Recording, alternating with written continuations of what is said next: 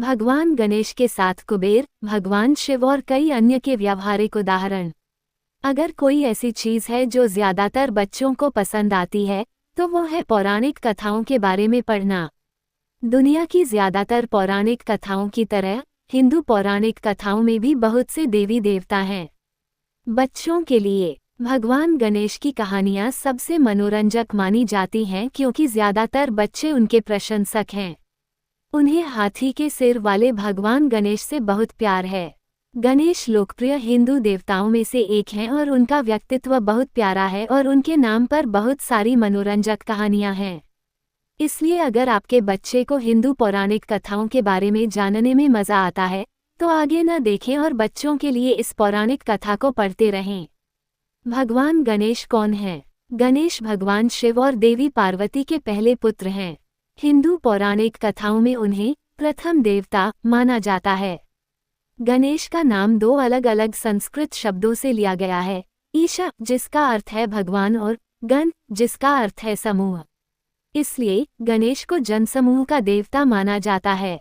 गणेश जी को विभिन्न मुद्राओं में देखा जा सकता है, जैसे लेटे हुए, कैंडी का आनंद लेते हुए, नृत्य करते हुए या चूहे पर सवार होते हुए।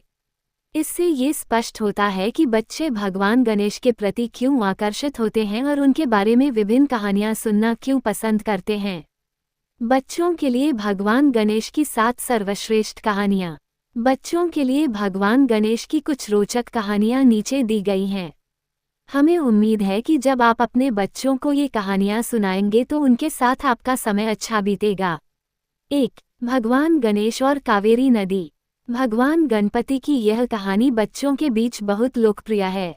एक बार की बात है, ऋषि अगस्त्य ने भगवान ब्रह्मा और शिव से आशीर्वाद मांगा।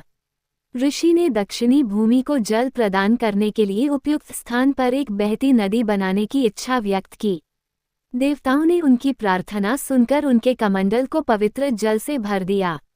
ऋषि फिर कुर्ग पर्वत पर पहुंचे। रास्ते में उन्हें एक छोटा लड़का दिखा और उन्होंने उससे कहा कि वो अपने पानी से भरे बर्तन का अच्छे से ध्यान रखे क्योंकि उसे शौचालय जाना था।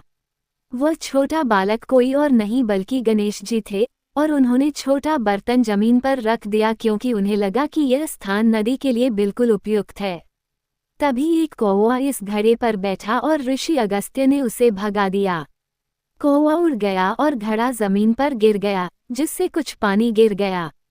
इस जल से कावेरी नदी बनी, जिसे पवित्र नदी माना जाता है। नैतिक: हर कार्य अच्छे उद्देश्य के लिए होता है, इसलिए अगर आपके जीवन में कुछ बुरा भी हो जाए तो भी चिंता न करें, आखिरकार उसका अंत अच्छा ही होगा।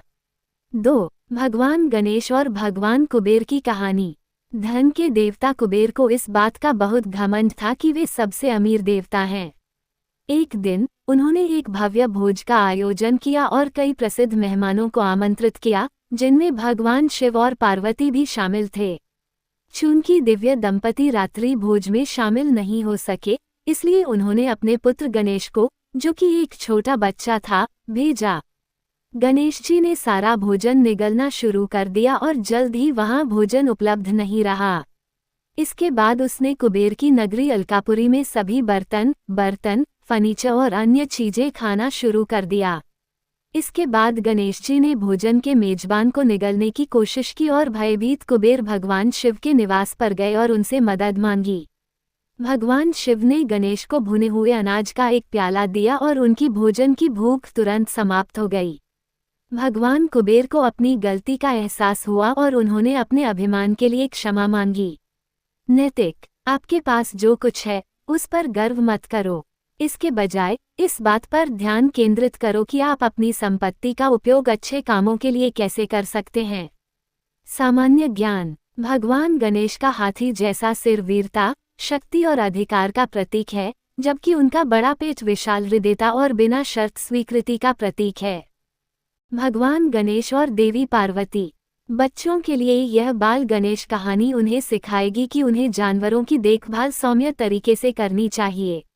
एक दिन बालक गणेश एक बिल्ली के साथ खेल रहे थे और उसकी पूंछ खींचकर उसे जमीन पर पटककर उसे परेशान कर रहे थे।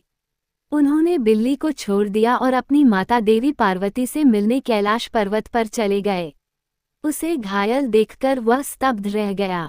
जब उसने अपनी माँ से इस बारे में पूछा तो उसने जवाब दिया कि यह घाव उसकी हरकतों की वजह से हुआ है।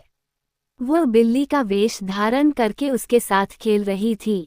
उन्होंने ये भी कहा कि पशुओं के साथ क्रूरता करना अनुचित है और गणेश को बिल्ली को घायल करने के लिए खेद है।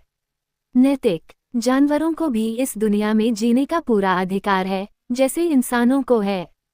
इसलिए किसी भी जानवर को चोट न पहुंचाएं या उसके साथ बुरा व्यवहार न करें। 4. भगवान गणेश और कार्तिकेय की कहानी। एक दिन गणेश और उनके छोटे भाई कार्तिकेय खेल रहे थे। उन्हें देवताओं की ओर से एक विशेष फल मिला। बच्चे होने के कारण वे फल बांटने के लिए तैयार नहीं थे। उनके माता पिता भगवान शिव और पार्वती ने कहा कि जो भी सबसे पहले 3 बार दुनिया की परिक्रमा करेगा उसे अमरता और सर्वोच्च ज्ञान का फल मिलेगा। कार्तिकेय तुरंत अपने मोर पर सवार होकर फल जीतने के लिए चल पड़े। गणेश को दौड़ जीतने की चिंता थी, क्योंकि उनका स्वरूप मोटा था और उनके वाहन मूषक के पंख नहीं थे।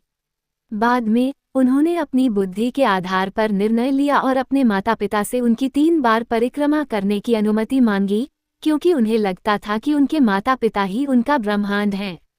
गणेश ने दौड़ और फल दोनों जीत लिए।